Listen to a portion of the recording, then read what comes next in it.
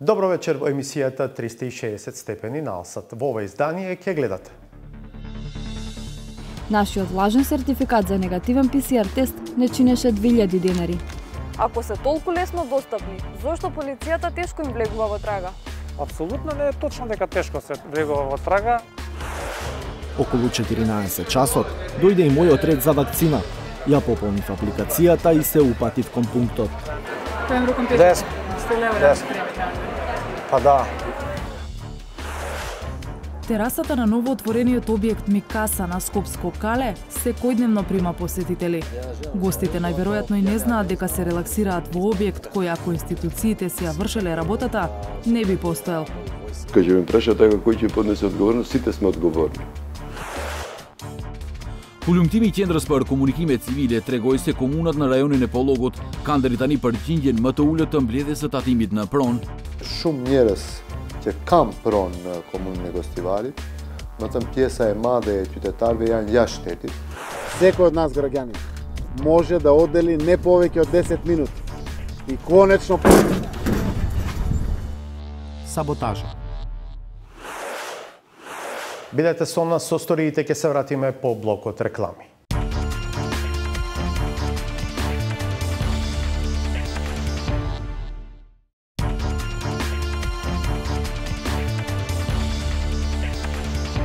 Гледате 360 степени. Потврда за негативен ПСР тест направен во последните 48 часа е услов за влез во многу држави во актуелната пандемија на COVID-19.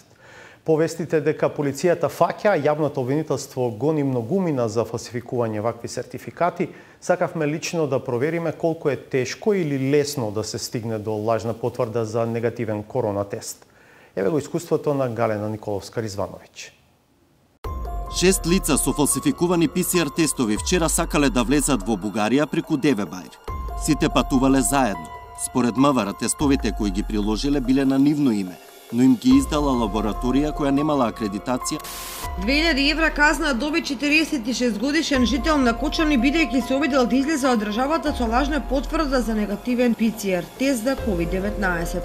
45 годишен лекар од Гостиварската општа болница се сомничи дека изготвувал и на поединци им издавал негативни ПСР тестови за COVID-19, а за возврат од нив добивал известна сума парични средства.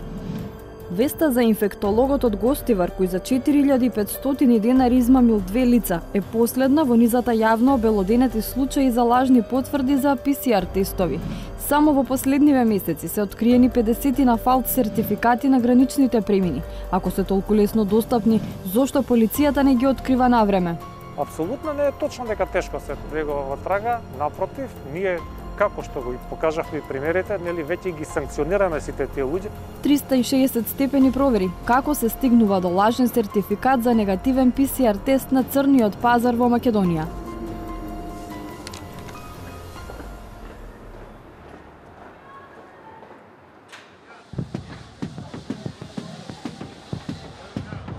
Скопскиот аеродром е едно од местата каде покрај авионска карта и пасош се проверува и дали патникот со себе има документ за негативен ПСР тест. Тестот не треба да е постар од 48 часа, а проверката следува уште на првиот шалтер.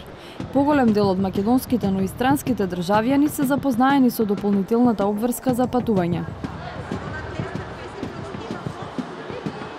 Во зависност од тоа каде се патува, постојат и исклучоци, па дел од оние што ги затекнавме на аеродромот немаа документ за корона тест. Патувам за Норвешка, каде што живеам и сум резидент и во овој случај за луѓе кои што имаат регистрирано престојувалиште таму не е потребно да се направи ПЦР тест. А таму ви прават кога ќе стигнете тестови? Да, задолжително е бесплатно тестирање на аеродромот. Немаме, оти не треба, ние патуваме за Осло. Така ни рекоа да кога ќе стигнеме во Осло, тогаш во самиот аеродром ќе ни направат тест и ќе мора 10 дена на карантен да бидеме во хотел. Освен на аеродромот во Скопје, доказ за негативен ПСР тест се бара и на граничните премини кон соседните земји. На Девебајр на границата со Бугарија досега се откриени повеќе случаи со лажни сертификати, меѓу кои аферата со туристичката агенција од Скопје, која организирала тура надвор од државава за 30 патници, сите со лажни потврди дека се корона негативни. Но и покрај обидите на полицијата да го спречи, јавна тајна е дека цвета бизнисот со лажните сертификати за ПСР тестови. 360 степени истражуваше колку е тешко или лесно да се изигра системот, па наместо со валиден тест направен во акредитирана лабораторија, границата да се мине со фалсификувана потврда. На странски интернет страници на големо се продаваат лажни потврди за ПСР тестови, ковид пасоши, па дури и вакцини против COVID-19. На така наречениот Dark Web до кој се пристапува од посебни пребарувачи, има дури и специјални понуди, па за купени 2 негативни ПСР теста се добива трет гратис. Во Македонија, наместо на интернет, се чини дека црниот пазар успешно функционира преку принципот на препорака или преку посредник. Со десетина телефонски повици за само неколку часа успеавме да обезбедиме контакти од лица кои имаат искуство со изработка на лажни потврди за ПСР тест. Дел од нив беа од Скопје, но ги имаше и од неколку места од внатрешноста. Според информациите што ги добивме, цените за лажните сертификати за ПСР тестови се движат од 20 до 50 евра. Од трите понуди до кои дојдовме, избравме една со која решивме да одиме до крај. Единствено што ни побараа беше име и презиме на тој што ќе патува, матичен број и датум на патувањето. За неполни 2 часа од првиот повик добивме информација дека потврдата е готова и дека ќе ни биде доставена преку посредник. Нашиот лажен сертификат за негативен ПСР тест не чинеше 2000 денари. На прв поглед, фалс документот ги имаше сите елементи што би се очекувале за ваква потврда. Лого од внимавајте јавна здравствена установа, потпис и печат од лекар за кој дополнително проверивме дека навистина постои и дека работи во наведената институција. За да се осигураме во веродостојноста, обезбедивме и валиден документ од истата лабораторија. Освен во делот за печатот за акредитација, двете потврди во се друго беа идентични. Како полицијата ги разликува фалсификуваните сертификати од оригиналните?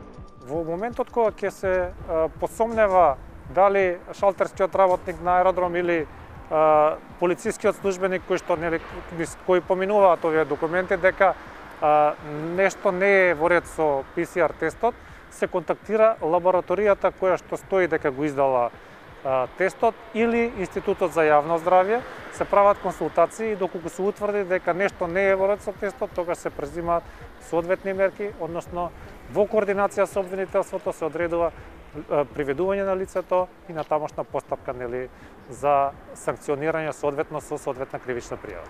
Ќе ви кажам само еден пример. За неколку часа успеавме да исконтактираме најмалку 3 поединци кои беа подготвени за еден ден да изработат фалсификуван тест. Ако се толку лесно достапни, зошто полицијата тешко им влегува во трага?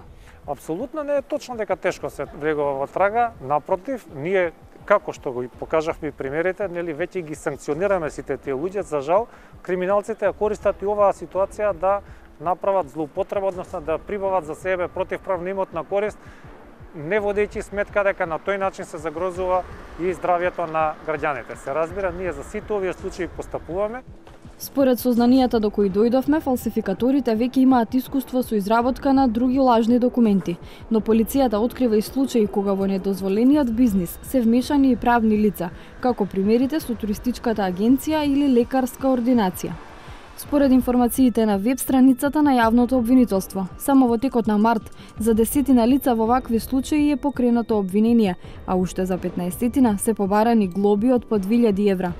Меѓу осомничените има и домашни и странски државјани, а главно се гонат за делото фалсификување исправа. Освен парична, за ова дело е можна и затворска казна до 3 години. По очекување конечно и кај нас да почне масовна имунизација на населението, мноштво наши државјани изминатиот викенд ја искористија можноста што ја понуди Србија и се вакцинираа против COVID-19. Проценките се дека станува збор за околу 10.000 граѓани што ја примија вакцината на AstraZeneca во соседната земја. 360 степени беше со свој тим во Белград и од прва рака ви ја пренесува атмосферата која потсетуваше на екс-Југославија во Мало. Во 1972 година тогашна Југославија се соочи со епидемија на вариола вера. Се носеа одлуки за ограничување на движењето, карантин, а подоцна и за задолжителна вакцинација. Прва фаза битке, масовна вакцинација по пунктовима е у току. Kolone pristižu na mesta za vakcinaciju, koja se formiraju po potrebi po domovima zdravlja, ustanovama, školama, kasarnama, u gradovima i selima. 49 години подоцна, речи се идентични сцени во Белград. Луѓе од различни краишта на некогашната федерација чекаат во ред за да примат вакцина, овој пат против COVID-19. Из бивше Југославија, а има из Румунија, чак и из Немачки. Нема вакцини, овде се пружи прилика, така да гледаме да искористиме. 360 степени од терен изворно ги пренесува сликата, но и личното искуство по одлуката на Србија да се отвори за вакцинација на заинтересирани од соседните земји.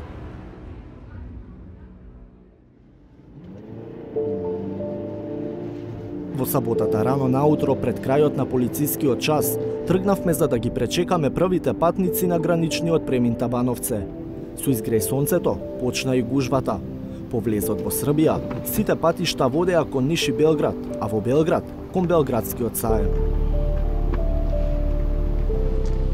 Се бараше паркинг место повеќе за автомобилите, комбињата и автобусите со македонски, босански, хрватски регистарски таблички. Не требаше многу време за да се создаде вравулица.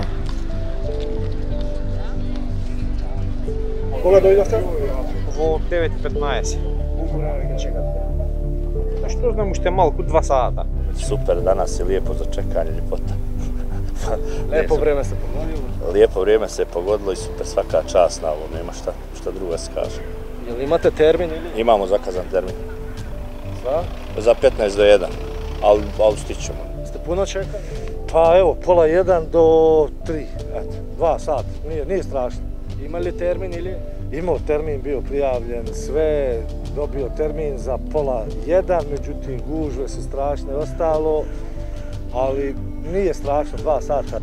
Вакцинацијата се вршеше во 2 сали, 3 и 11. Подготвеноста да се чека и по неколку часа на нозе и покрај долгиот пат до Белград, граѓаните ја правдаа со неизвестноста со вакцинација во нивните земји.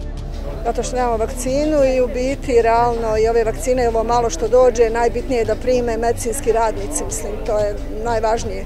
Мислам дека, како што знаеме и во спортот во прво полувреме многу добро да играме, во второ да потфрлиме. Мислам дека така беше ситуацијава сега што се уште еве другиве земји тука барем почнаа полека да вакцинираат, а за жал ние уште касниме. Zahvala vladi Srbije što nam je omogućila ovo već kad vlada u Bosni nije.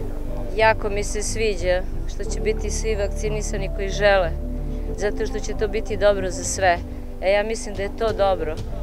A sad ako neko misli da je loše, onda to nije dobro. Jer je mnogo bolje da se što više ljudi vakciniše. По известно време, на редиците не им се гледаше крајот. Причината беше што освен граѓани со уреден повик за вакцинација од српските здравствени власти, пристигнуваа и луѓе што воопшто немаа термин. Da, došao sam, ali nisam najavljen. Nenajavljeno zbog... Čuo sam da može AstraZeneca da se dobije i zbog toga. Mislim da su sve vakcine iste i da podhitno moramo svi da se vakcinišemo. I da vi kažem дека видов невидена гужва. Ова гужва е поопасна него било што друго. Така е. Чекате ред? Јас не смем да чекам ред. Не. Овде не можам ни до вечер да завршам работа. Тоа значи дека ќе се враќате за Македонија без вакцина? Не, ќе видам. Em sam uzela slobodan dan sa posla da bi mogla da se vakcinišem i do večeras pitanje da li ću doći na red. Da li ćete opet da pokušate? Pa prijavit ću se još jedan puta i onda ću dići ruke. Mislim, ja drugog izbora nemam. Nema veze, nek dolaze ljudi iz inostranstva, meni to ne smeta. I treba da dođu iz regiona i sve to. Ali kad dovezu puno autobusa, mi čekamo tamo 3 sata, onda je stvarno sramota. Имаше и такви што се обидуваа да се протнат без воопшто да чекаат, во познат балкански стил. Jedino što me nerviraju svi ovi koji prolaze ovde preko reda. Eto, to je to. Времето за чекање се пополнуваше на различни начини, спортски активности, читање книга или дремка по долгиот пат. Околу 14 часот дојде и мојот ред за вакцина. Ја пополнив апликацијата и се упатив кон пунктот. Dalje, dobar dan. Dobar dan. Pres. Yes. Opet uspite, moj. Kabina 12. Kabina 12. Првиот разговор беше за здравствената состојба. Месец дана сте били нешто болесни, имали температуру, пили неки антибиотики?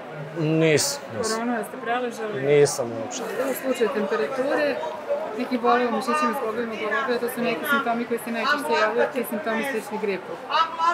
Koliko dana to traje? U suštini može i 5 dana da traje, ali unutar 2-3 dana će se to desiti i... Nakon vakcinacije ili? Jeste, nakon vakcinacije. Znači neće istog momenta krenuti, ali možda večeras krene pa ili sutra.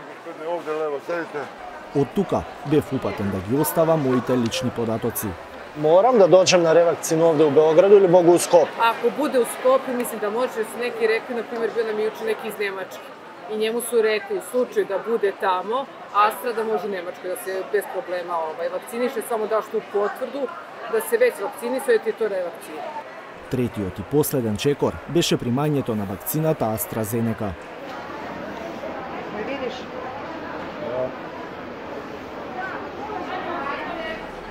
Додека еден дел од граѓаните доаѓаа на себе седејќи одредено време по примената вакцина, други веднаш го напуштаа вакциналниот пункт, брзајќи да се вратат дома, а бројот на присутни како да не се намалуваше. Редици до недоглед во 16 часот, а тоа е времето кога е предвидено да затворат двата вакцинални пункта на Белградскиот саем. Иако според најавите на здравствените власти, нивното време ќе биде продолжено со работа до 20 часот, па дури и подоцна. Целта е што поголем број на граѓани кои се пристигнати од регионот да бидат вакцинирани со вакцината AstraZeneca. Официјалната статистика на МВР за изминатите 2 дена покажува дека во саботата 6106 лица влегле од Македонија во Србија, а во неделата 4113 или вкупно повеќе од 10.000 лица. Хаотичното урбанистичко планирање под притисок на градежната индустрија е наша позната болна точка. Чудни градби во многу случаи дивоградби никнуваат на различни локации без да се води сметка за хуманиот аспект на живеењето. Но кога огромна градба ќе никне среде споменик на културата на само 100 метри од влезот во Скопското кале, тоа е индикација дека нешто е длабоко гнило во државата Македонија. За случајот што го отворија колегите од БИРН на порталот Призма и реакциите на институциите, Славица Филиповска. Терасата на новоотворениот објект Микаса на Скопско кале секојдневно прима посетители. Работи како кафе-бар. Гостите најверојатно и не знаат дека се релаксираат во објект кој, ако институциите си ја вршеле работата, не би постоел. Тоа го откри истражувачкиот новинар на БИРН, Гоце Трпковски, во текстовите објавени на порталот Призма. Тоа што му се случува на калето моментов е општа заборавеност од институциите што се надлежни за неговата заштита. Тоа возможува да се вршат работи кои што можеби не се целосно легални, но не се ни целосно нелегални. И во таа сива зона снаодливи луѓе, на кои што им било дозволено да бидат снаодливи во еден чувствителен простор нормално, може да го искористат тоа во своја корист. Има еден бизнисмен кој што купил 6 стамбени единици и ги споил во еден хотел за кој што тој ни рече дека е со 15 соби. Сивата зона за која зборува Трпковски е последица на отсуството на така наречен елаборат за ревалоризација на калето. Со закон донесен уште пред 17 години е предвидено такви елаборати да се направат за секој заштитен објект, за да се утврди неговата вредност, но и за да се одредат правилата на игра, што смее, а што не смее да се прави во подрачјето под заштита. Тоа што нема елаборат за калето, го искористил бизнисменот Фикри Демировски за преку фирма во собственост на неговата сопруга да купи неколку претходно легализирани стари градби и на нивно место да подигне нова, по мароканско-андалузиски стил. Елаборат е многу технички документ, не е тоа само еден подпис и треба работа за да се направи. И треба во меѓувреме да се стави некаков, дали да го наречам пак мораториум, во кој што нема да има развој во местата кои што можеби ќе бидат опфатени со елаборатот. Изготвувањето на елаборатот е обврска на Конзерваторскиот центар Скопје. Оттаму велат дека се при крај со документот, иако се жалат на финансиски и кадровски дефицит. Но отсуството на елаборатот не ги спречува другите институции да постапуваат ако се градело незаконски, вели Коле Чапкановски од Конзерваторскиот центар, кој од оправдани причини не можеше да зборува пред камера. Откако Конзерваторскиот центар ќе го проектира калето, Управата за културно наследство треба да го одобри елаборатот и да почне да управува со тврдината по нови правила. Директорот на управата, Ацо Костов, вели дека просторот е без видеонадзор, но е надгледуван од чуварска служба. Сепак, никој не пријавил оти нешто се гради. Ако ќе ме праша така кој ќе поднесе одговорност, сите сме одговорни. Меѓутоа, конкретно не можам да ви кажам затоа што наша инспекцијска служба работи на повик на конзерваторскиот центар Скопје. Или ако она примети или дојави некој излегува на терен и реагира. Меѓутоа, нашата исто неопременост и во времево на пандемијава, во вакви услови, на цела Македонија не може да постигне секаде. Не сме добиле информација за објектот, конкретно што го кажувате, за неговиот стил, за упадот во целиот тој простор, естетски што е направен. И право да ви кажам, ја не сум го видел, а сум поминувал, ама не натаму нагоре кон објектот. Костов, иако нема прецизен датум, уверува дека елаборатот за калето наскоро ќе биде готов. Настојчиви сме, се слушаме на телефон, правиме некакви напори, ургенции и со директорот и со колегите што работат на тоа и се надевам дека ќе биде многу скоро време, ќе биде елаборатот и ќе се отпочне постапката понатаму. За калето кој на територија на општина Центар нема детален урбанистички план. Генералниот урбанистички план за Скопје предвидува просторот на потегот од тврдината до Музеот на современа уметност, кој е во државна собственост и каде што е и Микаса, да биде зелен појас. Градоначалникот Петре Шилегов има идејни решенија, но и тој го чека елаборатот.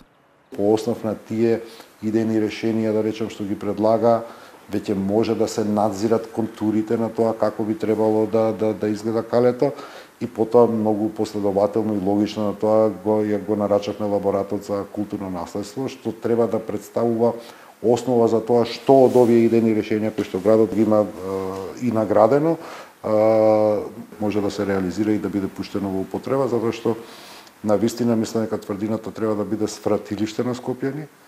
Спектакуларна панорама на нашиот град има од тој рид и едноставно меѓу тој моментот вода нема кај да купите. Шиликов тврди дека нема простор за компромис со оние што легализирале, изградиле или планираат да градат на калето.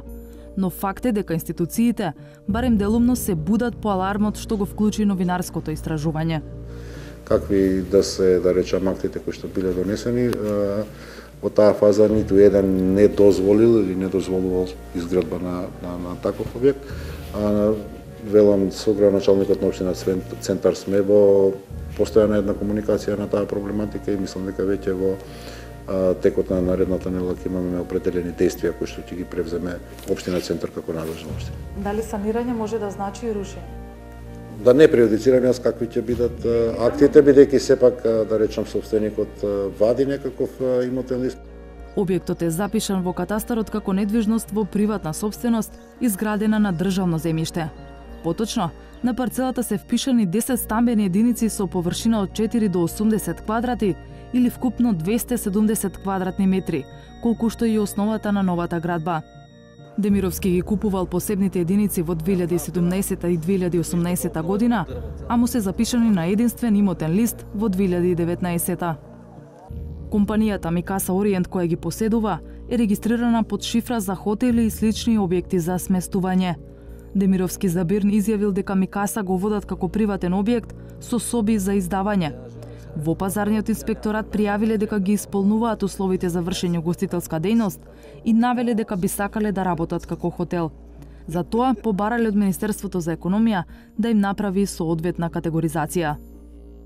Комисијата за категоризација, постапувајќи по поднесеното барање, изврши увид во објектот и констатира дека се исполнети условите за категоризација на објектот. Но во меѓувреме, бидејќи во печатените медиуми се појави информации дека објектот нема дозвола за градба, комисијата се обрати до општина Центар со барање за добивање одговор во врска со тоа и во моментот е стопирана постапката за категоризација се до добивање одговор. Законот дозволува доколку имаш стан или куќа да можеш да ја претвориш во хостел. Градоначалникот на општина Центар Саша Богдановиќ ги проверува документите за легализација на објектите на чие место никнала Микаса. Со легализацијата е стекнат имотен лист и не било потребно одобрение за градба, туку била доволна пренамена на имотот. нема таму детален урбанистички план, но на жалост законот за легализација таков каков што е да може да дозволи легализирање на објекти кои што се изградени и во заштитени подрачја, и на улица, и на булевар некој, па после ако има јавен интерес државата треба да го експроприира, односно го откупи. Ние имавме таму една интервенција од страна на инспекцијските служби каде што беше пречекорено мимо имотниот лист и таму отстранувавме еден дел од објектот. Кога правевме контрола, луѓето викаат дека е хотел, во тоа што го гледаме станува збор за апартманско сместување, за кое што можете и како стан да го третирате, па со дозвола некој од Министерство за економија да добиете дека можете да го рентате станот, значи не станува збор за хотелско, него за некој вид апартманско сместување, каде што можете да имате намена и А1. Така да тој случај дополнително го испитуваме да видиме дали е прекршен некој член од законот за легализација и дали смеело во тоа подрачје да има легализирани објекти. Богдановиќ смета дека не е се изгубено. Ако не е почитувана процедурата за легализација, ќе следуваат санкции. Но поважно, и деталниот урбанистички план кој е во подготовка ќе се води по ГУПот, каде се предвидува зеленило за просторот. Може да се врати, ние со деталниот урбанистички план да потврдиме дека таму треба да има заштитно зеленило, после тоа општината со сила на закон може да него го експроприира, го руши тој објект и таму се враќа зеленилото. Но дури и да дојде до тоа, процесот ќе биде скап и платен повторно со јавни пари. Ако сето ова што го гледаме тука е целосно легално и луѓето ги имаат сите права, оваа состојба што имаме сега би била многу по-скапа и посложена за уривање. Имаме нови објекти, значи на проценка тие ќе изгледат многу поскапи, отколку да се обештетија и да се решеше стамбеното прашање на луѓето што претходно живееа тука во едни услови што не беа задоволителни. А освен што нема елаборат за ревалоризација и урбанистички план, Калето е веќе опколено со големи бетонски зданија. Пред него никна барокната зграда на водовод, а во моментот се гради и деловна шесткатница, сите предвидени со претходниот ДУП и со одобренија за градба добиени пред мораториумот. Ние имаме една ситуација во која зградата на водовод и канализација е поголема туристичка атракција од средновековна тврдина, што е целосен апсурд. А и мораториумот на општина Центар веќе не е на сила. По стариот ДУП од 2012 година, државното земјиште под Калето е продадено на лицитација. Предвидени се деловни комерцијални објекти и хотелски сместувања. Успеавме како општина да поништиме неколку такви одобренија, да покренеме неколку постапки, ама само таму кај што сме забележале строги прекршувања. Таму кај што не може да забележите строги прекршувања, односно кај што си го испочитувале делот од договорот, не смеете да покренете нешто, затоа што ќе направите штета и на самата општина. Има работи кои што се за жал со долги лузни ќе остават во нашиот град. Овие две згради се една од тие, подлабоки лузни. Меѓутоа, дефинитивно ќе мора да се посветиме на редизајнирање на редизајнираното Скопје. Политичките заложби засега се само декларативни. И додека се чека акција, стручната фела покажа што би ги снашло најпознатите културни обележја на Атина и на Париз, ако ги имае како што велат македонските закони и правилници, лесната рака на урбанистите и архитектонски необразованите локални власти. Што е причината што општините во Полошкиот регион собираат најмалку данок на имот, просечно речиси двојно помалку од оние во Вардарскиот? Ова прашање кое произлегува од неодамно објавено истражување на Центарот за граѓански комуникации е дилемата на која бараше одговор Хекура на Кифи. Комуна qendër mbledh më shumë para nga tatimi në pronë në vend, 2.3 milion euro mesatërisht në periudhën nga 2017 deri në vitin 2019. Комуна Рачинес nga ana tjetër ka zero të hyra mbi këtë bazë. Од општината официјално ни известија дека воопшто не издаваат решенија за наплата на данокот на имот, со предложение дека немаат база на податоци на даночни обврзници, ниту пак имаат во општината формирано даночно оделение. Të mëdhaja ndallimet në suksesin e mbledhjes së kësaj pagese publike në rajone të ndryshme. Кога станува збор за успешност во наплатата, со високи проценти е Вардарскиот регион, исто така и Источниот регион има 96 и 93%, додека најмалку успешни, да кажам, во прибирањето на данокот на имот се Полошкиот регион со 57% и Скопскиот регион со 74%. Në çka bazohen dallimet dhe çka ndërmarrin komunat, veçanërisht ato me pagesë më të ulët, që ta përmirësojnë gjendjen. Hulumtimi i Qendrës për Komunikime Civile tregoi se komunat në rajonin e Pollogut kanë deri tani përqindjen më të ulët të mbledhjes së tatimit në pronë. Ai pothuajse është 2 herë më i ulët se përqindja e mbledhjes së kësaj takse në rajonin e Vardarit.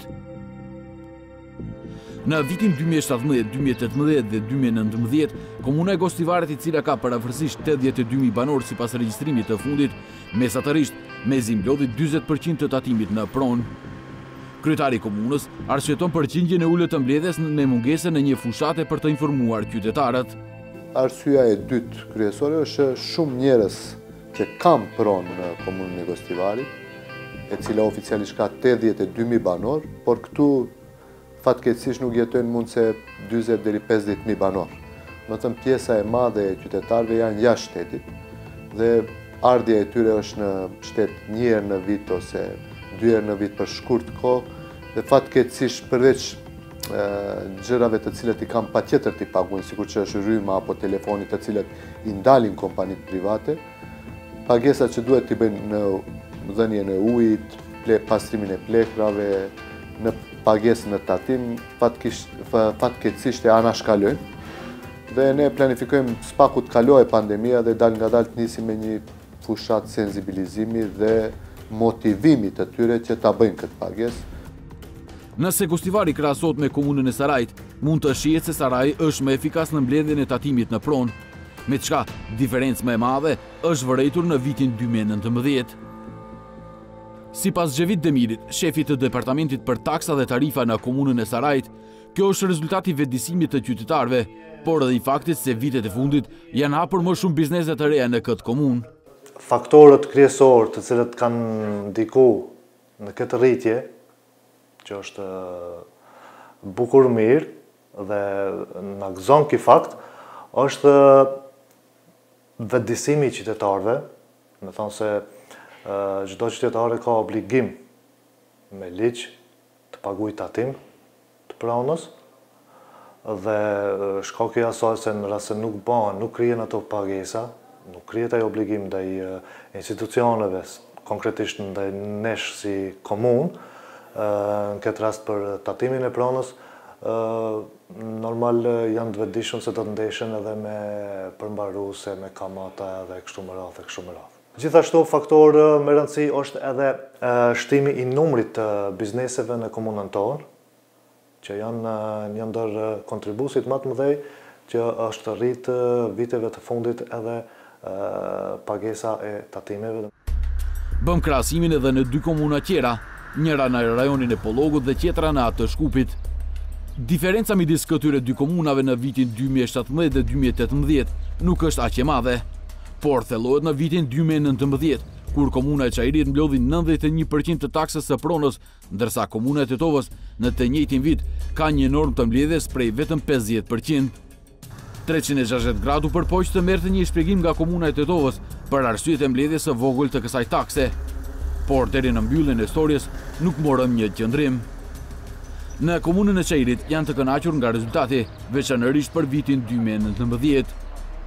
Një faktor mjaft i rëndësishëm është edhe vetëm ndërgjegjja e rritur e qytetarëve për kryerjen e obligimeve të tyre tatimore dhe vetë fakti se nga ky takim i paguar varen edhe investimet që do të realizohen në territorin e komunave.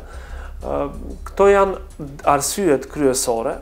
Domethënë, pse mendojmë se ka ardhur deri te ky nivel i rritjes përqindjes së pagesës së tatimit në pronë, dhe duhet thënë se administrata e qytetit të Shkupit dhe administrata e komunës së Çajirit në bashkëpunim me ta, një theks mjaft të veçantë i ka dhënë kësaj çështje dhe janë përmes aplikimit të gjitha masave të para duke përfshirë, domethënë këtu edhe apelin e vazhdueshëm, kontaktin e vazhdueshëm me qytetarët, është arritur domethënë një përqindje e kënaqshme në raport me pagesën e tatimit në pronë.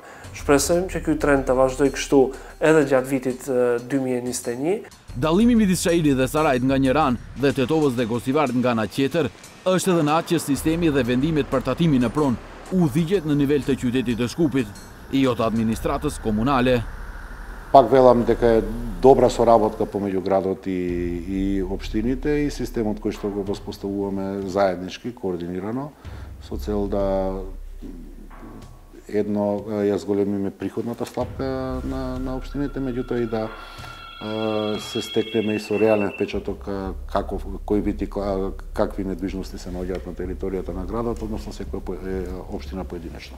Sipas nenit 26 të ligjit për qytetin e Shkupit, 50% e vlerës akumuluar të mbledhjes së tatimit në pronë është për komunat dhe 50% për qytetin. Nga komuna e Çairit dhe Sarajit besojnë se kjo përqindje është e ulët dhe kërkojnë një shkallë më të lartë, me shpjegimin se komunat duhet të jenë më të pavarura dhe më efikase në zbatimin e projekteve të planifikuara. Por ndryshe mendon kreu i qytetit të Shkupit Shilegov.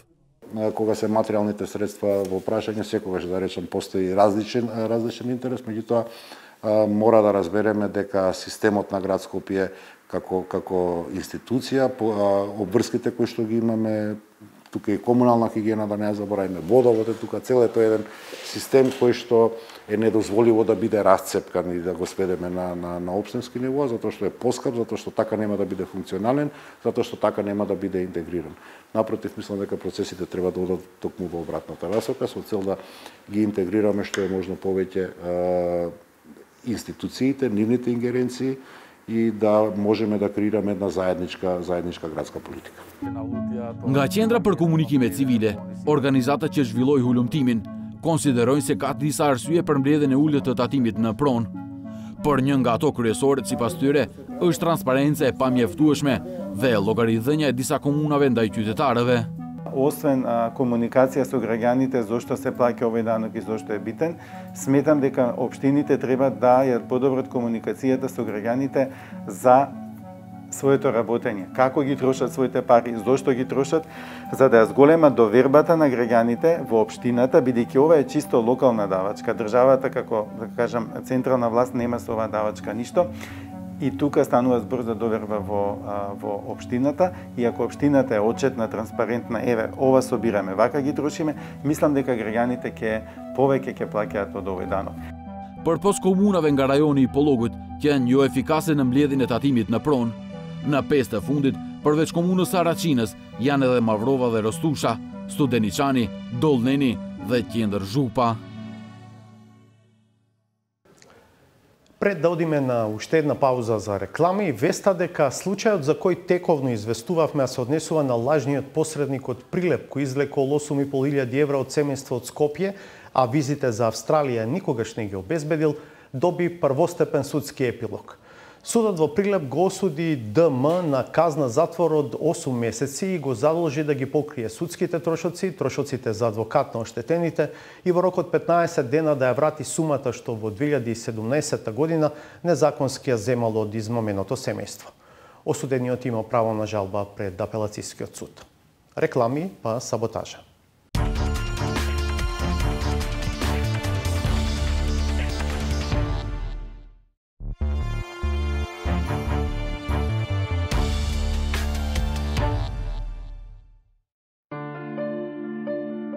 Истинско задоволство за секој народ е кога конечно ќе разбере дека власта го ослободила од товарот да биде заморчен на фармацевската индустрија и благодарејќи на мудрата политика му овозможила да учи од туѓите искуства. Несрекниците кои викендов избрза и заминаа за Србија, изгледа не го сватиле значењето на нашата надмоќ. Има една предност што сте, еве така да кажам, земја со задоцнување со вакцините.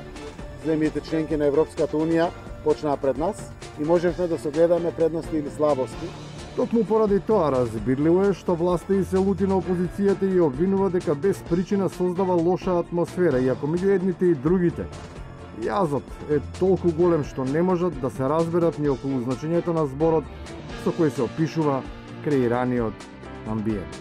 Се дека се случува параноја во собранието која што сака да наметне опозицијата и во целата јавност. Параноја, ние сме работеле параноично, па дали воопшто дали станува збор за истиот збор, за истото значење на зборот параноја. Јас колку што знам, параноја е ширење на страв. Параноја воопшто не значи ширење на страв. Медицински значи покрај разум. Јазичните дилеми сепак не се во доменот на пратениците и не е нивна должност да ги толкуваат употребените зборови, бидејќи се знае кој се занимава со лингвистика и кој уме и точно да ги искористи и да им го објасни значењето, особено на своите неологизми. Отворивте една важна тема за мене, навистина е важна, и ќе кажам што досега јас сум направил како актер во политичкиот живот за да придонесам во општественото поставување на джендер баланс, односно рамноправност меѓу двата пола. А кога е во прашање еднаквост, изгледа дека навистина постои некој проблем во парламентот, ама не меѓу црвенокосите, бринетите и блондинките, туку токму меѓу нив и оние што од не до крај јасни причини не им обрнуваат внимание. Зошто? Затоа што комисијата за избор и именување беше маскулинизирана. И затоа што очигледно дека мажи, што ми е чудно, дури и проблематично, претерираат машко друштво. Па немаат шанса ни джентламени да бидат. Сепак обвинувањата за отсуство на тестостерон не се во целост оправдани со оглед дека кога тој ќе се покачи, припадничките на понежниот пол веднаш влегуваат во некоја романтична фаза. Па на прва, на изразената страст, покажуваат типична филмска одбојност. Затоа еве ве охрабрувам не само да зборувате, не да бидете феминист на збор. Благодарам. Туку да сторите нешто за да ставите. Ви благодарам. Ова непристоен предлог што ви рекол Роберт Редфорд. И на крајот, како на секоја жена, така и на државата и се потребни и љубов, ама и сигурност. Секој од нас граѓани може да оддели не повеќе од 10 минути. И конечно тешко е еден човек да внимава на се околу себе, особено кога тие што треба веќе и не внимаваат на ништо. Налсад следуваат вести, а ние повторно се гледаме в петок од 22. Пријатно!